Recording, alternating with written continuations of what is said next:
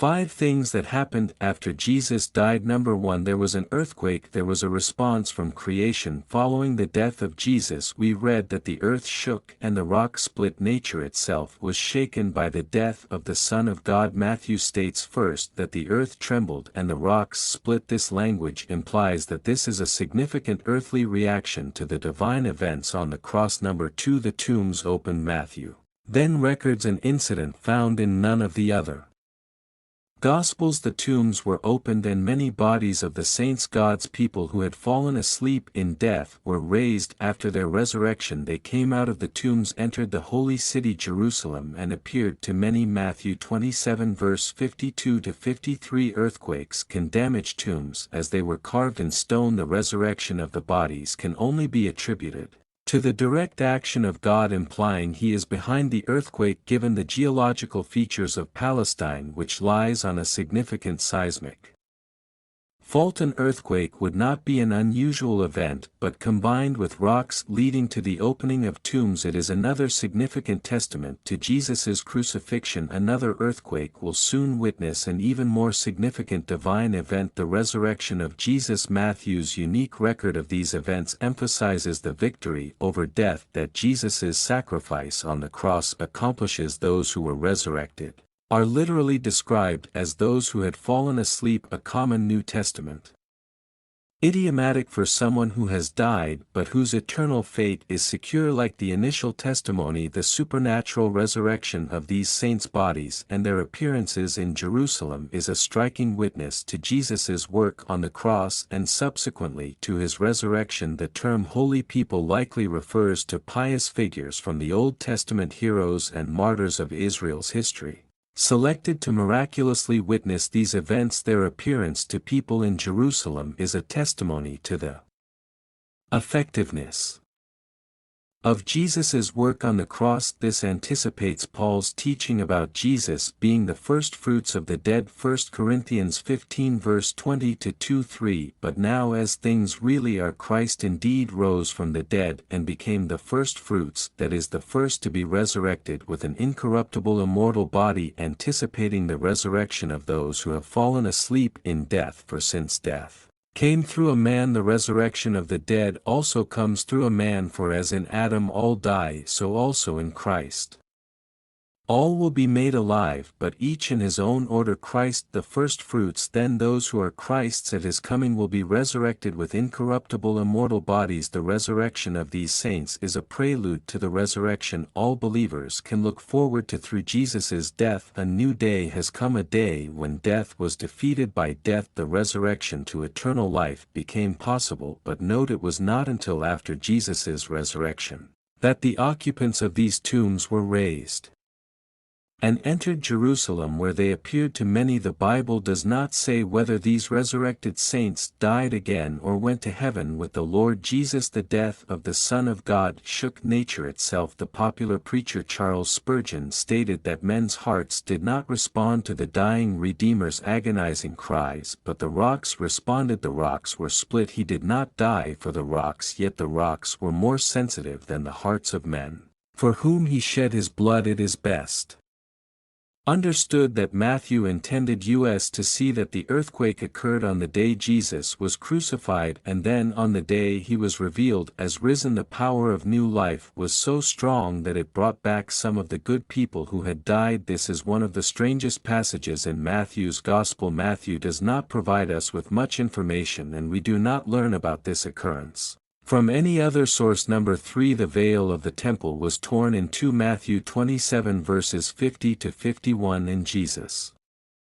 cried out again with a loud and agonizing voice, and voluntarily surrendered his spirit, sovereignly dismissing and releasing his spirit from his body in submission to his Father's plan. And at once the veil of the Holy of Holies in the temple was torn in two from top to bottom. The earth shook and the rocks split. The curtain that covered the temple was torn in two places. The curtain was the only thing in the temple that differentiated the sacred area from the most holy part of the temple. It was a very clear Illustration of the separation between God and man. Acts 6 verse 7 says that in the days of the early church many of the priests were obedient to the faith. Perhaps this torn veil demonstrated to them the greatness of Jesus' work. It is also probably how the torn veil became common knowledge. Hebrews 9 verses 1 to 9 tells us that in the temple a veil separated the Holy of Holies, the earthly place of God's presence, from the rest of the temple where men dwell. Hebrews chapter 9,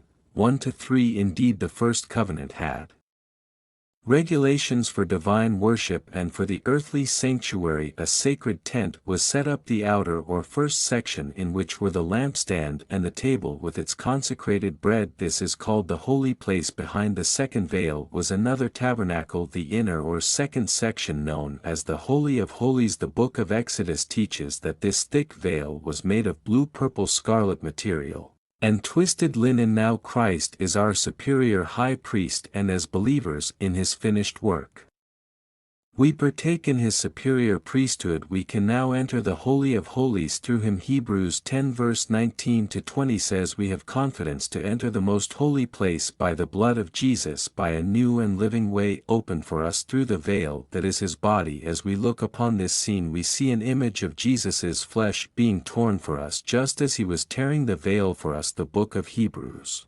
provides a gloriously detailed explanation of the profound meaning associated with the bearing of the veil. The veil that always hung in the temple served as a constant reminder that sin makes humans unworthy of being in God's presence. The fact that the sin offering was presented once a year beyond the myriad of other sacrifices that were presented daily was a blatant illustration of the reality that sin really could not be atoned for or eradicated by mere animal sacrifices. Because of what Jesus Christ did on the cross, the barriers that used to separate God and people were destroyed, and now we can approach God with confidence and boldness. Hebrews 4 verses 14-6 Therefore, since we have a great high priest who has passed through the heavens, Jesus the Son of God, let us hold firmly to our confession of faith. For we do not have a high priest who is unable to empathize with our weaknesses, but one who has been tempted in every way just as we are, yet he did not sin. Therefore let us approach the throne of grace with confidence, so that we may receive mercy and find grace to help us in our time of need. Jesus' body was torn, and so was the veil, each signifying that now we can boldly approach God. We have a high priest presiding over the heavenly courts to ensure that the believer has full access. At the moment Christ died, the heavy woven curtain separating the two main rooms of the temple was torn by an invisible hand from top to bottom. The death of the Son of God was also accompanied by massive tremors in the natural world, as if there were some kind of emotional connection between the inanimate creation and the one who made it. Number 4 There was darkness over the whole land. Matthew 27 verse 45 Now from the 6th hour noon there was darkness over the entire land until the 9th hour there was a thick darkness over the whole land. Now the scripture was fulfilled. Amos 88 verse 9 And it shall come to pass in that day, says the Lord God, that I will make the sun go down at noon and darken the earth in broad daylight. Often Christ was asked for a sign from heaven, and now they had one, but such that it signified the blindness of their eyes. At this point in the afternoon it would be noon, and the darkness would continue until the 9th hour, which would be 3 o'clock. This supernatural darkness appeared when the sun was at its brightest. Because the moon was full, it could not have been created by an eclipse, as it cannot interpose between the earth and the sun when it is full. God's swift intervention not only brought about this darkness. Astronomical knowledge was rudimentary at the time. Fawn also mentions an earthquake, which aligns his story closely with the sacred record. The creature could not sully the error before its creator, therefore the sun withdrew its rays so as not to witness the acts of the wicked. The darkness occurring at such a critical moment can mean several things. First, darkness was associated in antiquity with mourning. Darkness was also associated with the death of great men. Both Gentile and Jewish readers could understand the darkness as a cosmic sign accompanying the death of a king. Moreover, Darkness was a sign of God's judgment. The tombs were opened and many bodies of the saints, God's people who had fallen asleep in death, were raised, and coming out of the tombs after their resurrection they entered the holy city Jerusalem and appeared to many. Matthew 27 verses 52 to 53. Number 5. The soldier overseeing the execution realized he was innocent. Now the centurion and those with him guarding Jesus saw the earthquake and the things that were happening, became terribly frightened and filled with awe, said, "Truly this was the Son of God." Matthew 27 verses 53 to 54. It was the job of a centurion to ensure the crucifixion was carried out correctly and without complications. He was generally in charge of 100 soldiers. At the time of a crucifixion he was a career soldier whose courage and intelligence helped him rise through the ranks. He would be a soldier of the highest order. He would need to be both cold and efficient to succeed in this position. This man had to follow the orders of his superiors.